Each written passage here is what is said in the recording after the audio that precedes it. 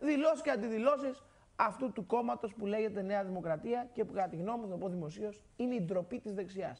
Αγαπητοί φίλοι και φίλες, χαίρετε. Είμαι ο Αλέξανδρος Ρεβέας, παρανόμος και αντισυνταγματικός έποντος βουλευτής Β' Πειραιώς. Μια έκδοση προσφορά του Ανωτάτου Ειδικού Δικαστηρίου σε όλο το πολιτικό τσίρκο του φιλελευθερισμού και της αριστεράς.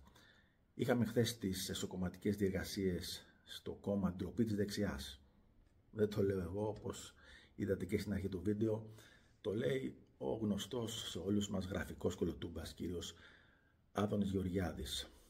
Πήγανε λοιπόν, όπως λένε οι ίδιοι νεοδημοκράτες, 122.000 στελέχη να ψηφίσουν, να βγάλουν τα νέα όργανα, να εκλέξουν τα νέα όργανα.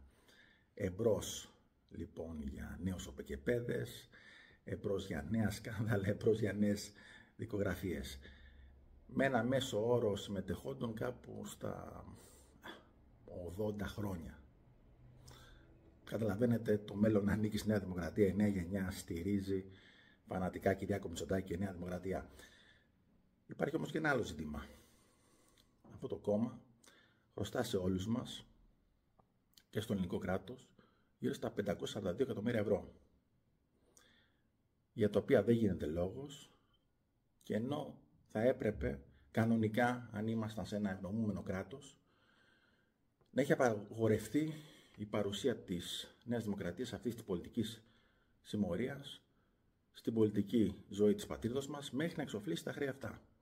Θα μπορούσαν όμως οι κύριοι της Νέας Δημοκρατίας και ο κύριος Μητσοτάκης να καλέσουν τα 122.000 κομματόσκυλα να πληρώσουν αυτή το χρέος.